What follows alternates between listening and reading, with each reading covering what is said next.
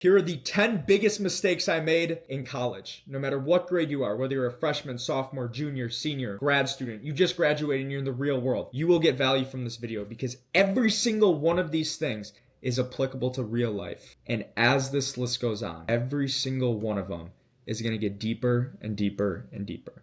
So if you get value from this video, give it a thumbs up, give us a like. Let's get right into this. The first mistake I made is I had imposter syndrome. I came from a small school in Wisconsin where kids were not going to Ivy Leagues. Kids were going to state schools. Kids weren't going to some of the best schools in the entire country. And so I got in your freshman year right away and I'm looking around like, I don't deserve to be here. Like I'm a student athlete. Baseball helped me get in. There's kids left and right around me from New York, LA. They went to the best high schools in the country. They're getting 36 in their ACTs. I'm not smart enough to be here. I don't deserve it. And that mindset actually led me to getting the lowest GPA of my entire life my first semester, which was not a good GPA. But it didn't come down to whether I'm smart or not. It was this whole notion of lack of self-belief. And do you know what I say to that today? Screw that. You are not defined with however smart you think you are. It is solely based on your work ethic. Just because someone's one of the smartest kids in the entire country doesn't mean they're one of the hardest working kids in the country. And you'll actually find that all those kids getting the 36s on their ACTs or coming from the biggest cities in the world, they all have imposter syndrome too. Number 2, the next big mistake I made was I did long distance my first 2 years of college. It had nothing to do with the relationship, and I'm not saying don't do long distance. This was a mistake because it gave me an excuse not to meet people. I kept saying, I got a girlfriend, so, maybe I shouldn't go out to this bar and go out to this party. Man, I'm at this social situation right now. I shouldn't go and talk to other people and meet other people. Maybe there's some truth to that as you get older, but I think as a freshman in college, a sophomore in college, brand new to this experience, when you don't know a single person, you're setting yourself up for failure if you're not going out and maximizing your relationships with both sexes. I'm not saying flirting, but I think you should have friends that are both guys and girls. Number 3, I made baseball my entire identity. So take a moment if you're in high school. Think about the kid that walks around the hall with the water jug, wearing his Letterman's coat. Or if you're in college, think about the athletes that always walk around in a pack together and are always sporting the jogging pants and their team logo on their sweatshirt and the athlete backpacks. That was me my first 2 years. And there's nothing wrong with that except for this. That was me.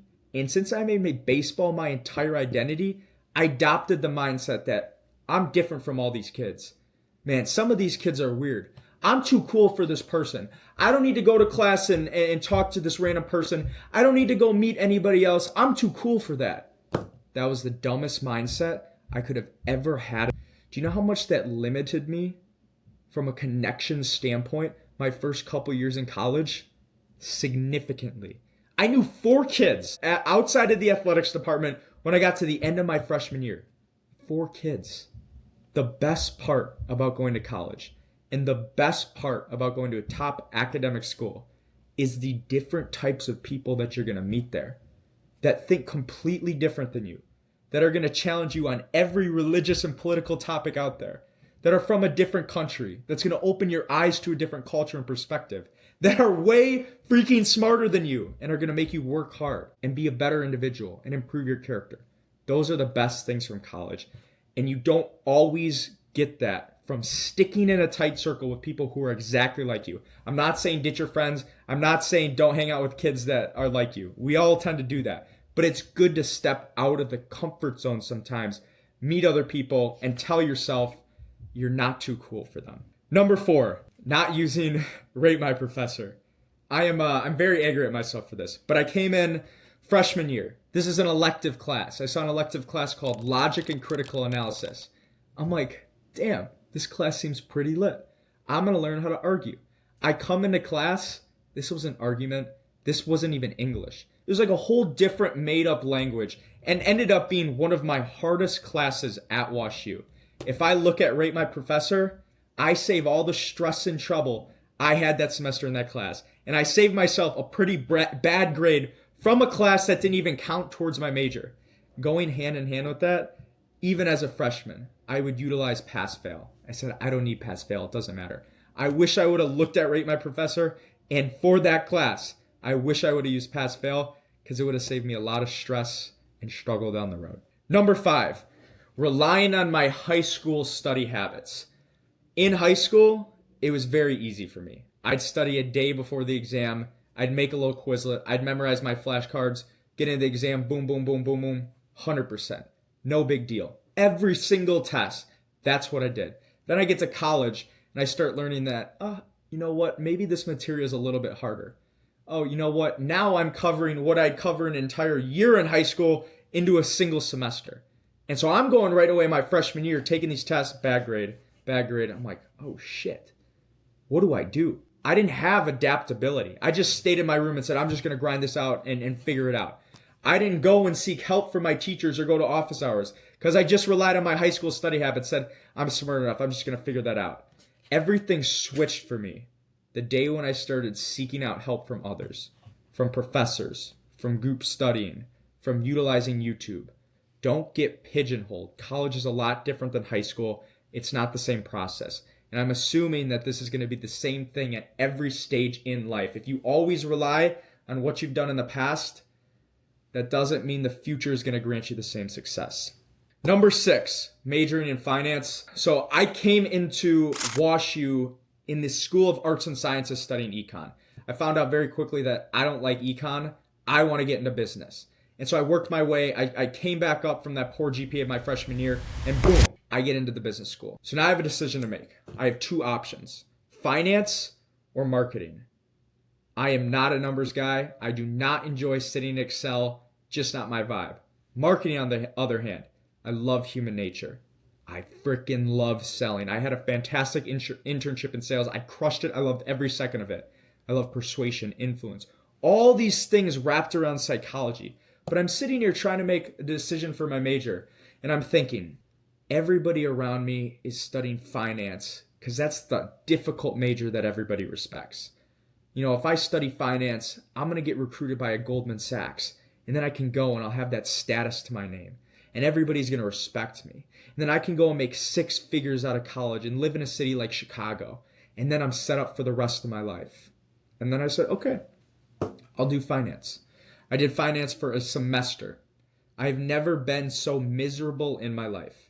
Every single time I went in that classroom, I'm sitting here like this. I'm daydreaming. I'm counting the minutes till I get out. And then test comes around. I can't study for this stuff. It's so boring for me.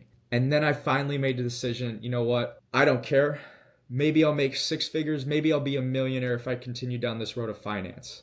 I'm going to be miserable doing it. And for the first time in my life, I listened to the gut in here and disregarded what everyone else may say. And I say, I am doing what I know I love, and I know what I'm good at, and that is marketing, and that is going to be sales. And it will pay off down the road. Number 7, trying to fit into my stereotype. This goes hand in hand with number 6. I mentioned everybody in this business school, these are very smart kids. Very, very smart kids, analytical kids. They want to go in investment banking. They want to go in consulting. They're making 6 figures right out of college. They have prestige to their name. They're working at the big 3 consulting, these huge banks. And it's so cool, this aura around these students. And that's the vibe that students at WashU, my college, I'm sure at your school too, want to fit into. But just because that's the vibe and the stereotype and the path for a lot of kids that you go to school with does not mean that's the path for you. And you may fall victim like I did and go down that path. But you're going to figure out very soon that that is not it for you if it's not meant to be. Because you're going to be miserable with your studies. Or you're going to have an internship in that industry and you're going to be miserable. When you hit misery and hit rock bottom, listen to your gut and go down a path that you truly enjoy and you're fascinated to learn about. Every single day it fires you up. Success and money will come. You have to be good at what you do. And you're never going to be good at what you do if you freaking hate it every single day. Number 8. Staying in just to stay in. And you guys are going to think I'm crazy saying this right now because I've only gone out once this entire semester. My junior year fall, I just quit baseball. I come back and now I'm like trying to figure out what to do. I put a ton of effort into my physique and I wanted to get to 5% body fat. But because I was putting so much effort in my physique, I didn't want to drink. I didn't want to go out to eat. I didn't want to go out to social events because it distracts me. It make me more willing to gain weight, to eat whatever. I was like, I'm not about it. So I stayed in every single time. But I stayed in and I wasn't working towards anything. I wasn't building a podcast. I wasn't doing social media. All I was doing was school and weightlifting. And I stayed in repeatedly. And I can't tell you how unhappy and bored I was in my life. I go back to that time and say, you know what? That was a time where I wasn't really working towards anything. I was forcing myself to stay in because I thought it meant working hard. I actually wish I would have gone out and enjoyed myself a little bit more. And work toward building relationships. Work towards spending time with different people. That is a fantastic thing to develop in yourself. And I neglected it just because I wanted to have a good physique. I would highly recommend don't do that. But there comes a time when you are working towards something. And when you're working towards something and you genuinely know in your head and your heart that maybe this is a time I should stay in, go after it. Number 9, fear of judgment. I was always a people pleaser, and I always cared about what other people thought about me. I came into WashU and I had this huge goal. I want to start making content and have 10,000 YouTube subscribers. At the time I was a senior in college. Then I come in freshman year and I'm looking around. I'm like, there's no way I can ever make content. Like, these kids are just going to bully me. They're going to make fun of me. So I didn't do it. And then finally, I had this pit in my gut. It was like December 13th, 2021. I had a pit in my gut saying, you need to make a video. I made a video.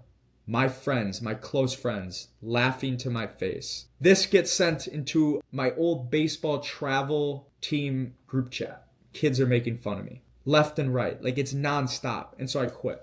I quit because I fear judgment so much. But when you realize and you get older, and this happens in every situation, you end up just not caring. And you're like, okay, well, now I'm at a point where I'm a junior, senior in college. I need to go in the real world, start making money, and actually do something with my life and have a purpose and passion. And once you fully realize that, you understand that none of that bullshit matters. Bro, who cares what anybody says about you? If you truly feel calling for it, go out and do it.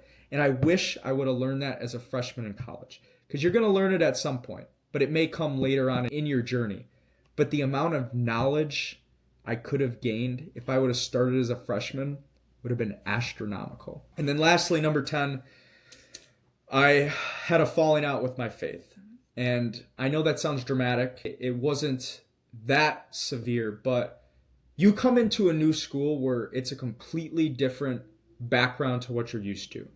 You don't really have any friends. It's not a private religious school. And so you start hanging out with kids and, maybe they're not going to church. Maybe they're not praying. Maybe they're a different religion.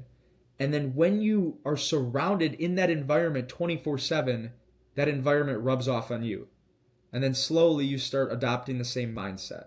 And then you go to school and your professors may be talking out against religion, or you see it on social media. And it's now the trend that Gen Z doesn't put effort towards God or believe in faith or have a religion. And you start becoming susceptible to it because you're a young, innocent freshman, sophomore, and you don't know any better. That was me. I questioned myself a lot. I stopped going to church. I started getting angry towards my parents and the faith I grew up in and started questioning them because I was just a product of my environment.